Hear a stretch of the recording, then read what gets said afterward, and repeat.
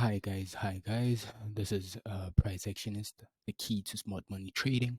So right now we're just gonna look at NAS 100, and if we have time, we'll then be able to look at the SPX and the US 30.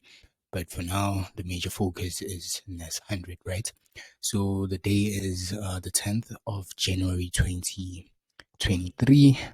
We saw what just happened here in terms of NAS. We went all the way up, and if you may, in terms of a daily time frame, we broke structure.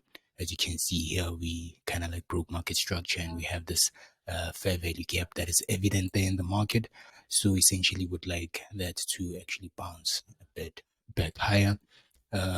Overall, we're having you can see this liquidity pause.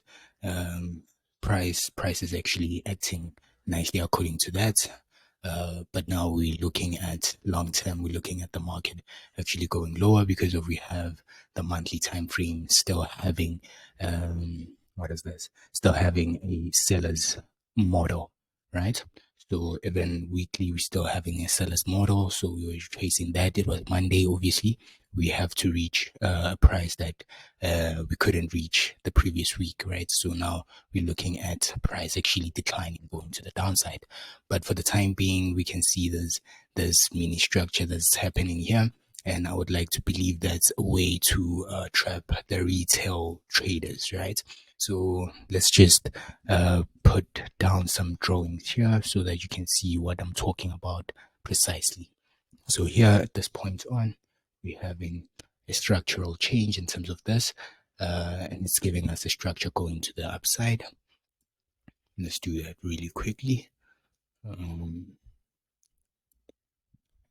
So that's our thinking structure.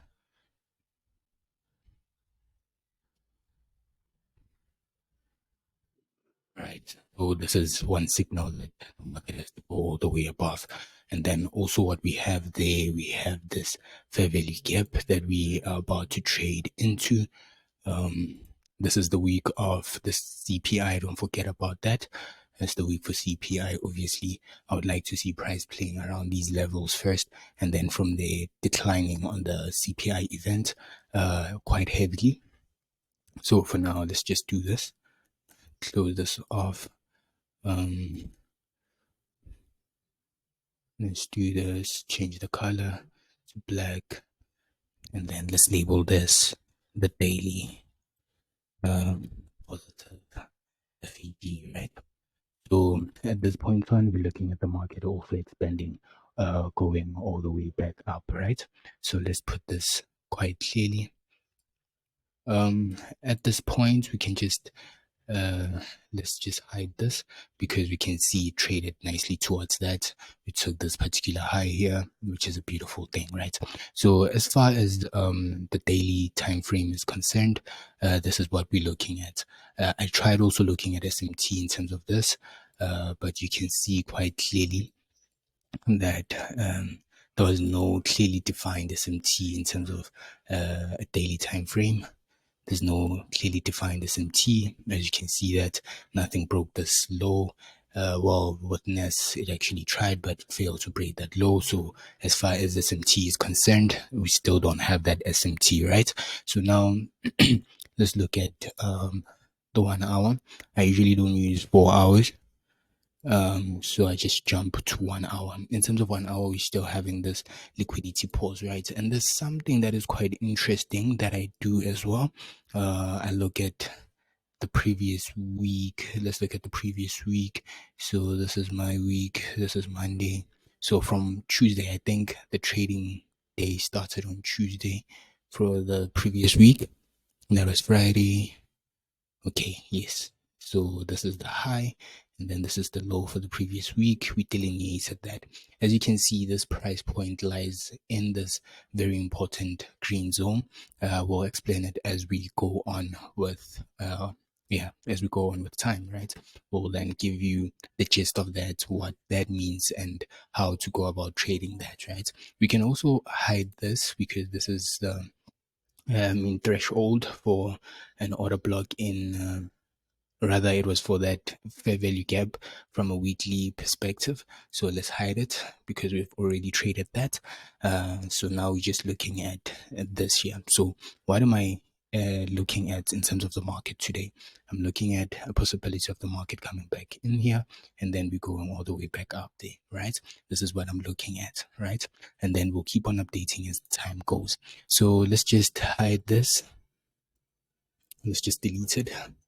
And then this is what we're looking at in terms of price. So we had structure in terms of 4 hours. In terms of 1 hour, we had that. We also had SMT in terms of that. So that is showing that there's sponsorship in the market to push price above. So we're looking at this here. So let's just look at that.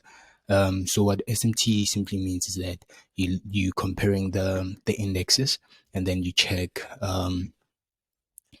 which one, what was happening in terms of the creation of lows and highs. As you can see here, it created a lower low when others were okay, when the two others, which is the NAS and the SPX, created a lower low. You can see that Dow chose to create a higher low, right? So that is SMT on its own. It's a break in correlation. So these usually tend to move in tandem. So what we expect is that when this forms a lower low, every one of them should form a lower low. But when there's a break in such correlation, then we're expecting this sort of behavior in terms of price. So you can see this is already trading in what is this? The fair value gap. This is also trading from that order block, induced order block, by the way. I will tell you what's the difference as we go between a regular order block and an induced one. And also, since we have structure that is mapping out this whole trade, we can also look at this as a return to reaccumulation and redistribution at the high of this. We can look at that, right? So we're having that whole high, and you can see how there's a cluster of price around this. We spoke about that green fib level. We saw it, that green fib level, and then now we're talking about the liquidity pause. We also have this here at around this level. We're talking about that fair value gap from a daily. Let's just it's not visible. Let's just make it visible here. We're talking about this so that you can see there's a huge cluster of price there. So you can see that clearly, and it's also at this liquidity pause. Upon having that liquidity pause, we're having that green level, the fib level. Upon that, we have structure that is agreeing that there must be a sort of like pushback higher. As far as how the pushback will go, how far it will go, we still don't know that, but price will keep on informing us as we go. So now let's look at this. In terms of this, we can see that as far as price is concerned, when it comes to session liquidity, we only covered this. So now I'm looking at a possibility of return into this because there's so much liquidity that's left. So I'm looking at it coming all the way back up here and closing off that liquidity. That's what I'm looking at. So yeah, ladies and gentlemen, we'll come back with more updates as we go. But remember, what we said is I'm looking at a trade in this areas and then going all the way back up there based on the analysis I've given. So with that being said, so we'll meet after prices delivered and everything.